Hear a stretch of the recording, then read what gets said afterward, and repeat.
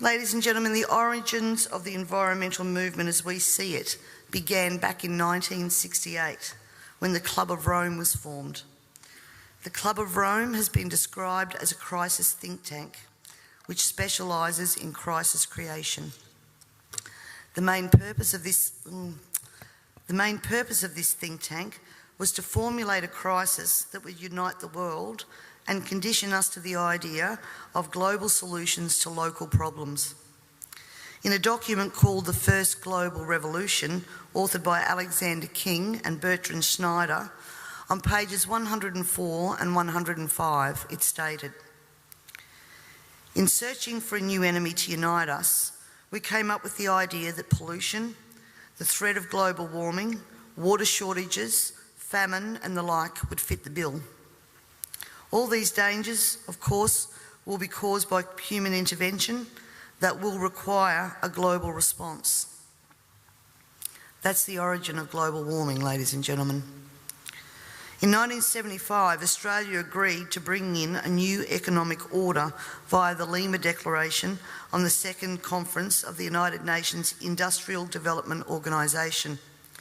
The outcome of this was, as I said, the Lima Declaration, which was a blueprint for the redeployment of tools, jobs and manufacturing to the developing nations, leaving countries like Australia short of technology, a manufacturing base and jobs.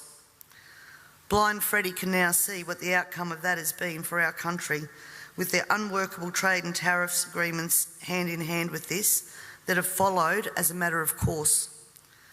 This is now a reality, with around 90% of our agriculture and manufacturing just gone.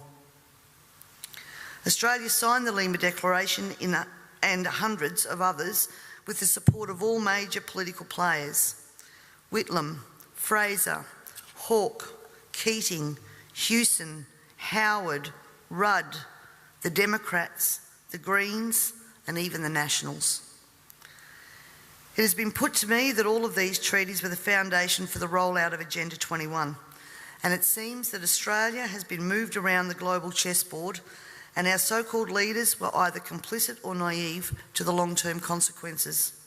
And now we're almost at checkmate.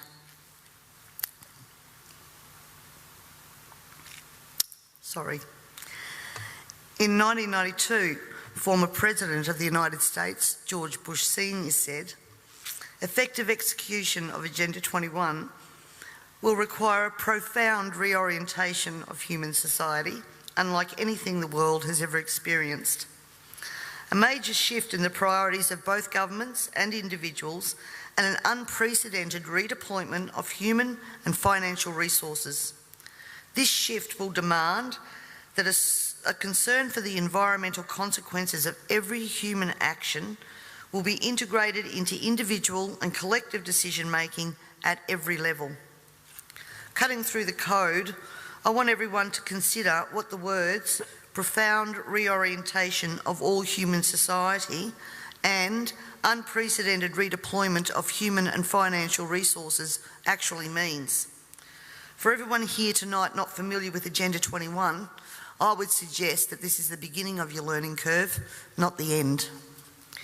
In 1992, Maurice Strong, Secretary-General of the UN Earth Summit and member of the Club of Rome, said, "It is clear that current lifestyles and consumption patterns of the affluent middle class, involving high meat intake, consumption of large amounts of frozen and convenience foods, use of fossil fuels, ownership of motor vehicles, small electrical appliances, home and workplace air conditioning, and suburban housing are not sustainable." Put those statements together with the previous one, and it must become clear that Agenda 21 is about controlling every aspect of our lives: how we eat, what we eat, how much we eat, how we move around, food production, the amount of food, and where we even live. Dixie Ray, former Washington State Governor and Assistant Secretary for Oceans and International Environmental and Scientific Affairs, stated, "Agenda 21 seeks to establish a mechanism for transferring the wealth from citizens to the third world. Fear of environmental crisis would be used to create a world government and UN central direction. From a report in the 1976 UN's Habitat 1 conference, land cannot be treated as an ordinary asset, controlled by individuals and subject to the pressures and inefficiencies of the market. Private land ownership is also a principal instrument of accumulation and concentration of wealth, therefore contributes to social injustice. In other words, ladies and gentlemen, if you work hard and you exercise good financial management and invest in property, you are contributing to social injustice. In a report from the President's Council on Sustainable Development, we need a new collaborative decision process that leads to better decisions, more rapid change, and more sensible use of human, natural and financial resources in achieving our goals. And at the same time, Harvey Reuven, Vice Chair of the Wildlands Project, says individual rights will have to take a back seat to the collective. J. Gary Lawrence, advisor to President Clinton's Council on Sustainable Development, participating in a UN advocated planning process would very likely bring out many of the conspiracy fixated groups and individuals in our society, and here we are. This segment of our society, who fear one world government and UN invasion, through which our individual freedoms will be stripped away, would actively work to defeat any elected official who joined the conspiracy by undertaking Agenda 21. So we will call our process something else. We will call it comprehensive planning or growth management or smart growth. We ended up with sustainable development. The redeployment of human and financial resources has now become visible to us all via the cut to services and programs to assist the sick, the young, the elderly, and of course the creation of another level of poverty now identified by the term the working poor. I was speaking to a person last week and he said to me, if Hitler was still around, he'd be sitting back thinking, I didn't need bullets for a global takeover. And he'd be right. We see daily cash grabbing via new taxes called levies, supposedly because we are cash strapped in this state, and at the same time see big project spending that does not fit with the message that we are in financial crisis. But we the people have to tighten our belt, while the government seems absolutely unaware and unconcerned of the amount of debt that it is accumulating. This in turn means that taxes, levies, fines and other penalties increase, as well as the cost of living rising exponentially, and the ordinary citizen's ability to exist well is compromised with almost every law that we pass. We're constantly paying for so-called services that we don't receive. This is wealth redistribution at the grassroots level, redeployment of financial resources, ensuring only hardship for the citizens who just really want to get on with their lives. The Parliament has also ventured into the rights of people to own and retain their property and manage it without government interference. In particular, the laws around, as Peter said, water allocation, natural resource management, the Native Vegetation Act, Development and Planning Act, which are all equally toxic to our food producers as they are to our long-term security, we city dwellers. Everyone needs to remember we all pay a natural resource management levy on our tax rates. So this is not just going to affect the food producers.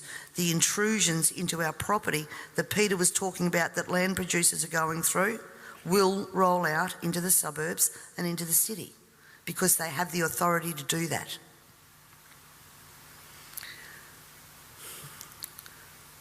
We all have already fiddled in Parliament with land titles of people in rural areas, and I'm talking about the Barossa and McLaren Vale legislation that passed. And the word used to the buzzwords used to justify that was heritage status. At the same time that our right to own and manage our land, have access to water, produce adequate food to ensure that our only option is not to consume often toxic and substandard food from places like China, This government has been working overtime to take away our rights to common law through many pieces of legislation. Common law is what guarantees us an ability to correct injustices. This coming year, I promise you, you will also hear debate over a number of pieces of legislation that will further erode our common law rights. And you have to get behind me on this, ladies and gentlemen, to stop this from going through. As Agenda 21 became more and more apparent to me, I began using the line in Parliament that government was now declaring war on its own citizens, and that goes back as far as 2008. This, of course, led me to being labelled a conspiracy theorist. But here we are now, openly talking about Agenda 21 and the ramifications we will see in a short period of time if this is not stopped in its tracks. Let me just say that I often hear we cannot stop what is happening. Two-party preferred system, vote Labor, vote Liberal, what does it matter? And in fact, that's probably true for the House of Assembly, because that's where government's formed. But ladies and gentlemen, here in South Australia we have the Legislative Council, the House of Review. And my friends, that is where the true power does lie. And the last thing that governments want you to understand is that no matter who is in power, the Legislative Council is there for checks and balances. And when the Legislative Council isn't overly influenced by the major parties, legislation can be blocked.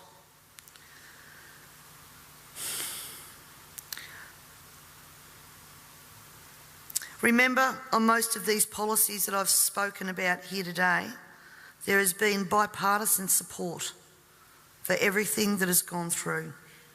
When the major parties join together, then the crossbenchers and minor parties, basically our vote is null and void. The way to avoid that is to make sure that when the major parties do join together, they don't have the numbers. For way too long now, we the people have been asleep at the wheel, and it is time to wake up and participate in the democratic process. And to do that, you need to understand the parliamentary and political system that you are trying to rein in. In 1972, the Club of Rome published the alarmist Limits to Growth document, warning of worldwide overpopulation, the need for sustainable development. This was the beginning of the slow process of social engineering and programming people to accept that the planet is struggling to sustain life. On the 8th of October 1973, the New York Times reported a quote from Ted Turner, also Club of Rome. The social experiment in China under Chairman Mao's leadership is one of the most important and successful in human history. In 1987, Mikhail Gorbachev, also a member of Club of Rome, said, "We are moving toward a new world order, the world of communism, and we shall never turn off that road." He also quoted in 1996 Monetary and Economic Review on page 5, "The environmental crisis will be the international disaster that will unlock the new world order, one world government." In 1992 came the Earth Summit, which produced the document called the Earth Charter. This document was co-written by Maurice Strong, long-time globalist, elitist, member of Club of Rome, and Mikhail Gorbachev. Both Strong and Gorbachev stated that it was hoped that this document would be adopted as the new 10 Commandments, with environmentalism as the new one world religion. Out of this summit came Agenda 21. Ted Turner, who was also a member of the Club of Rome, was quoted as saying in 1996, "The total population of 250 to 300 million people is ideal. That means a reduction of 95% from present levels would be even more ideal." Anyone who abhors the China one-child policy is simply a dum-dum. In 1998, the Baltimore Sun reported on July the 7th, most of Ted Turner's first donation to the UN of $22 million went to programs that seek to stall population. Another goal of the depopulation process is that the upcoming generation will submit to sterilisation to save Mother Earth.